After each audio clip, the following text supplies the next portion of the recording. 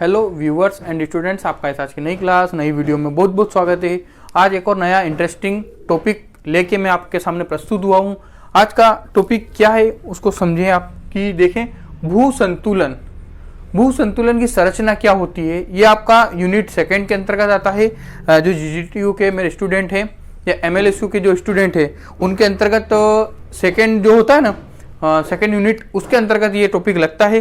क्या है टॉपिक का नाम पहले देखें आप, भू संतुलन की संरचना। अब भू संतुलन क्या होता है, देखो अब इन दोनों वर्डों को अलग अलग करो। भू संतुलन, देखो अगर आपसे पूछ ले सीधा सीधा सा क्वेश्चन कि भू संतुलन का क्या अभिप्राय है, 2 नंबर का क्वेश्चन, ये क्वेश्चन पुटअप होंगे आपके, तो आपको उसको मैंने हर बार बोलता चलता हूं कि जहीं पर भी आपको ये लगे कि आज यार इसमें मुझे नहीं आता, ये मुझे नहीं आता, ये मैंने पढ़ा नहीं है, हाँ पढ़ा है पर इसकी डेफिनेशन क्या होगी मुझे नहीं आती है, तो उसकी डेफिनेशन आप कैसे बना सकते हो, संधि विच्छेद करके। हिंदी में आपने करते हो ना संधि और विच्छेद, 2 अलग अलग, ठीक है ना। तो इसी तरह विद्याधन आलय, विद्यालय, विद्या जो की मिलती है, आलय यानी कि उस स्थान पर, तो विद्यालय होता है। इसी तरह जो भू संतुलन, हमेशा भू का मतलब क्या होगा भूगोल के अंतर्गत, पृथ्वी। भू का अर्थ क्या होगा हमेशा, पृथ्वी। संतुलन, स्टेबिलिटी उसकी, किस तरह वो संतुलित है। संतुलन जानते हैं ना आप, ये वर्ड आपने जरूर सुना होगा कि संतुलन, मानसिक संतुलन, इसका संतुलन, उसका संतुलन। संतुलन यानी एक इक्वलिटी, यानी कि संतुलन को मैथ्स की भाषा में क्या लिख सकता हूं मैं, बराबर के निशान से समझा सकता हूं कि हाँ ये और वो दोनों, यानी कि एक तराजू के 2 पलड़े होते हैं, अगर दोनों में मैं ये पेन रख दूंगा तो दोनों इक्वल बताएंगे, वो संतुलित भार होगा। अगर मैं एक में 2 रख दूं और एक में कुछ नहीं रखूं तो एक तराजू नीचे चली जाएगी, एक तराजू का पलड़ा नीचे चला जाएगा, तो ये असंतुलन हो जाएगा। क्या हो जाएगा, असंतुलन। लेकिन हमें पढ़ना है क्या, संतुलन, यानी किसका संतुलन पढ़ना हमें, संतुलन यानी कि वो बराबर होना चाहिए, वो एग्जैक्ट होना चाहिए, सीधा होना चाहिए, साफ होना चाहिए, दोनों एक जैसे होना चाहिए। कुछ भी चीज में संतुलन कब स्थापित होता है, जब वो चीजें 2 हो, एक या एक से अधिक चीज होगी तभी संतुलन स्थापित हो सकता है, वो वरना वो जो अपने आप में जो होता है ना वो अलग होता है। संतुलन 2 चीजों के बीच में, कभी भी ऐसा नहीं होगा कि तराजू का 1 पलड़ा होगा, तराजू का हमेशा कितने पलड़े होंगे, 2 पलड़े होंगे, क्योंकि वो संतुलन को स्थापित करना है। तो तू अच्छा मैं अच्छा, इसने ज्यादा पढ़ा उसने कम पढ़ा, इसके पास तो 4 किताब उसके पास तो 3 किताबें, तो ये कंपैरिजन कब आएगा, जब 2 चीजें, 2 या 2 से अधिक चीजें होगी। कंपैरिजन तब तक आ ही नहीं सकता जब 2 या 2 से अधिक चीजें ना हो। तो संतुलन, तो आप समझ गए कि हाँ बराबर, गुरुजी कह रहे हैं कि बराबर का मतलब होता है संतुलन। तो अब किसका संतुलन पढ़ना, हमें मेन बात यह है संतुलन पढ़ना किसका है, भू। भू यानी कि पृथ्वी, यानी कि पृथ्वी का संतुलन किस प्रकार है। अब सर गुरुजी ये कौन सी बात हुई कि पृथ्वी का संतुलन, ये कौन सा संतुलन हुआ पृथ्वी का, तो पृथ्वी भी अपने आप में संतुलित है। तो बोलो कैसे संतुलित है, तो पृथ्वी अपने अक्ष पर भी घूमती है, परिक्रमण गति करती है, परिभ्रमण गति करती है, अपने अक्ष पे घूमती है, और किसके चारों ओर घूमती है, सूर्य के चारों ओर घूमती है। परिक्रमा करती है, किसकी करती है, सूर्य की परिक्रमा करती है। कौन करती है, पृथ्वी करती है। वो हमेशा पूर्व में उगता है, सूरज कहाँ उगता है, पूर्व में उदय होता है। क्यों, क्योंकि पश्चिम से पूर्व की ओर पृथ्वी घूमती है, ठीक है ना। तो जो चीज फिक्स है कि यानी पृथ्वी सूर्य का चारों ओर चक्कर लगाएगी, पृथ्वी अपने अक्ष पर भी घूमेगी, पर किसी ने उसको बांध रखा है, किसी ने उसको पकड़ रखा है, किसी ने उसको जकड़ रखा है कि वो हवा में अपने आप कैसे तैर रही है। ये सूर्य, ये हमारी पृथ्वी जो इसके चारों ओर परिक्रमा करती है, परिभ्रमण गति करती है, परिक्रमण गति करती है। तो जो पृथ्वी है उस पर आपने आपकी लाइफ में ये चीज जरूर देखी होगी, कहीं पर पर्वत देखे होंगे, कहीं पर पठार देखे होंगे, कहीं पर बहुत बड़े हिमालय देखा होगा। सबसे बड़ा ऊंचा स्थान कौन सा है, हिमालय पर्वत। हिमालय पर्वत में कौन सा है, तो एवरेस्ट। विश्व का सबसे ऊंचा स्थान कौन सा है, एवरेस्ट। एवरेस्ट की ऊंचाई कितनी है, 8,848 48 मीटर, ठीक है ना। ये एवरेस्ट की ऊंचाई जो कहां पर है, हिमालय पर्वत में। हिमालय पर्वत में भी कहां स्थान पर, तो नेपाल और तिब्बत की सीमा पर स्थित है। ये विश्व का सबसे ऊंचा स्थान हिमालय पर्वत। कौन सा स्थान, हिमालय पर्वत विश्व का सबसे ऊंचा स्थान। तो हिमालय देखिए, पठार देखिए, पहाड़ देखिए, ऊंचे ऊंचे भूखंड देखे, वो भी देखे होंगे आपने, ऊंची ऊंची बिल्डिंगें देखी होगी आपने, देखी ना। अब क्या आपने महासागरों का गर्त देखा, महासागर, महासागर देखे, देखो एक होता है महासागर, एक होता है महाद्वीप। महाद्वीप वे भाग होते हैं जहां मनुष्य निवास करता है, और महासागर वे भाग होते हैं जहां पर जलीय भाग पाया जाता है। तो हमारे 5 महासागर है, हमारा कितने महासागर है? 5 महासागर हैं, ठीक है ना। तो उन 5 महासागर के अंतर्गत कितना जल एकत्रित है? देखो कि मान लीजिए मैंने ये लिया कौन सा, हिंद महासागर। कौन सा लिया? हिंद महासागर, ठीक है ना। अभी हिंद महासागर में बहुत सारा जल भरा हुआ है, अगर इसमें जल को निकाल दूं तो ये क्या रह जाएगा? केवल गर्त।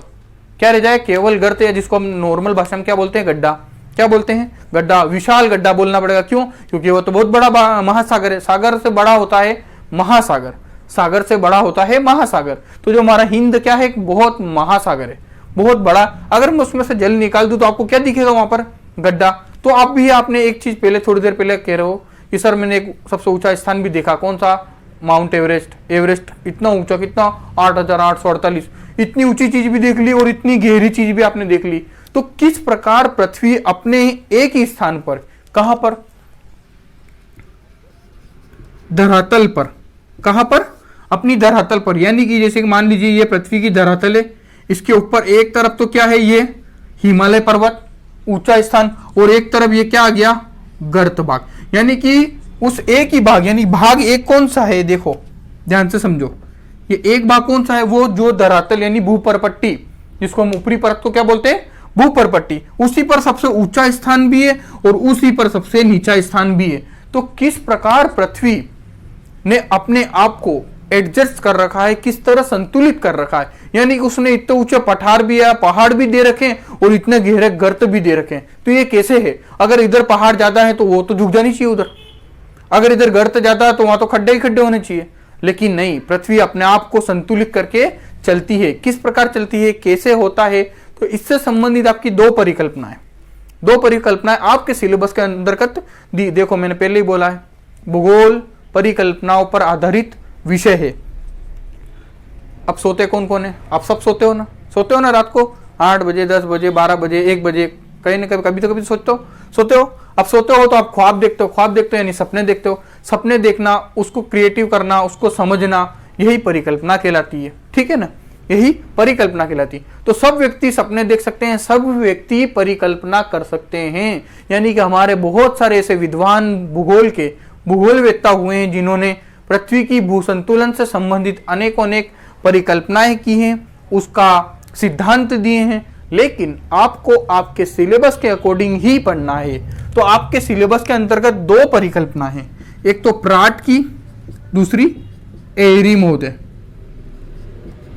एक तो प्राट की संकल्पना पढ़नी है आपको और एक एरी महोदय की परिकल्पना पढ़नी है। किसके आधार पर? भू संतुलन की संरचना के आधार पर। तो किस तरह पहाड़ है, किस तरह गर्त है, किस तरह ये सभी भाग पाए जाते हैं और अपने आप को पृथ्वी ने संतुलित कर रखा है, उसका अध्ययन आज हम इस वीडियो में करेंगे। इसको शॉर्ट नोट छोटी वीडियो बनाऊंगा। अगली वीडियो में प्राट और एरी की संकल्पना को पढ़ने की कोशिश करेंगे, समझने की कोशिश करेंगे। उन्होंने कुछ सिद्धांत प्रैक्टिकल के आधार पर दिए, एक्सपेरिमेंट करके दिए, वो एक्सपेरिमेंट भी करने की कोशिश करेंगे। तो देखते हैं, पहले आज की वीडियो शॉर्ट नोट रहेगी। क्या रहेगी कि भू संतुलन की संरचना क्या होती है, कैसे होती है, यानी कि भू संतुलन का परिचय एक तरह से, ठीक है ना। तो देखें, भू संतुलन को इंग्लिश में क्या कहते हैं? आइसोस्टेसी, ठीक है ना। अब जो फालतू बातें हैं उसको मिटा देते हैं, ठीक है ना। फिर हम चलते हैं अपने टॉपिक पे। ये जो मैं बोला इतना सारा वो क्या था? भूमिका थी। क्या थी? भूमिका थी। आप बीएड वाले जो मेरे बच्चे हैं यानी इंटीग्रेटेड वाले, उनको भूमिका बनना आनी चाहिए। कल को आप भी टीचर बनोगे, कल को आप भी बच्चों को पढ़ाओगे, कल को आपके भी स्टूडेंट्स होंगे, तो आपको एक भूमिका चैप्टर से संबंधित बनाना आना चाहिए। जो इंटीग्रेटेड के हैं, जो बीए कर रहे हैं, वो कल को वो भी बीएड कहीं ना कहीं कभी ना कभी करेंगे। तो देखते हैं भू संतुलन की संरचना। भू संतुलन समझ में आ गया? पृथ्वी का संतुलन भू संतुलन कहलाता है, ठीक है। देखते हैं, परिभ्रमण करती हुई पृथ्वी यानी कि घूमती हुई पृथ्वी, उसके ऊपर स्थित क्षेत्र, यानी कि देखो पृथ्वी के ऊपर, यानी कि यहां पर ऊंचाई, उसके ऊपर धरातल के ऊपर क्या क्या भाग पाया जाता है?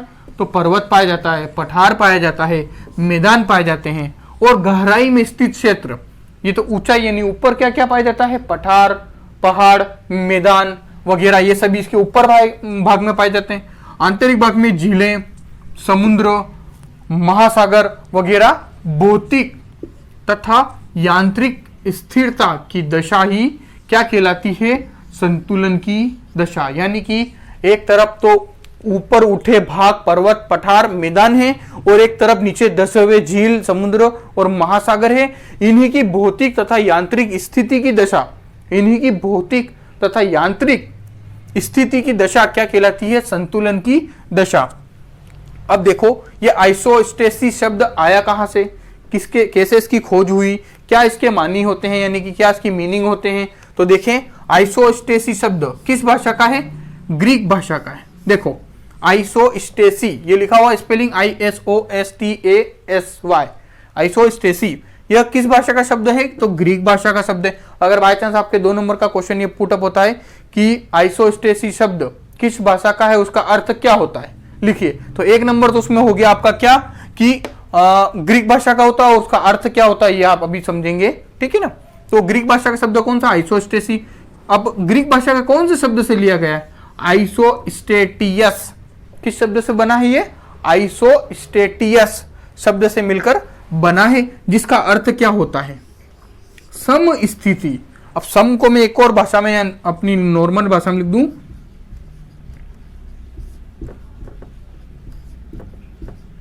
एक और भाषा में क्या बोल सकते हैं हम इसको? समान स्थिति या एक जैसी स्थिति, ठीक है। तो सम स्थिति किसका अर्थ होता है? आइसोस्टेटियस, उससे क्या बना है? आइसोस्टेसी शब्द बना है, जिसका अर्थ अभिप्राय क्या लिया जाता है? सम स्थिति या समान स्थिति, ठीक है ना। अब ये संतुलन शब्द का जो प्रयोग है, आइसोस्टेसी शब्द दे दिया, ठीक है। अब इसका ऐसे कौन से भूगोलवेत्ता हुए हैं जिन्होंने सर्वप्रथम पृथ्वी से संबंधित संतुलन शब्द का प्रयोग किया था? तो देखें संतुलन शब्द का सर्वप्रथम प्रयोग अमेरिकी के प्रसिद्ध भूगर्भवेत्ता कौन हुए हैं? ये नाम आपको अच्छे से याद रखना है। कौन है जिन्होंने सर्वप्रथम संतुलन शब्द का प्रयोग किया भूगोल के अंतर्गत? तो वो कौन थे? डटन। बटन मत कर देना, कांच का बटन ये आता है जो, वो वाला बटन नहीं है, डटन, ठीक है ना। डटन महोदय कहां से संबंधित है ये? तो अमेरिका से। ये किसके थे? तो भूगर्भवेत्ता, ठीक है। इन्होंने सन 1889 में इसका प्रतिपादन किया या इस शब्द का प्रयोग भूगोल के अंतर्गत किया। तो यहां तक आपको ये चीजें समझ आई होगी। इसको ऐसे कैसे आपको लिखना है, और अगर आपको लगता है कि इसमें आप मैं जो बोल रहा हूं वो भी ऐड करना चाहें तो कर सकते हैं। देख लेते हैं एक थोड़ा इसमें और।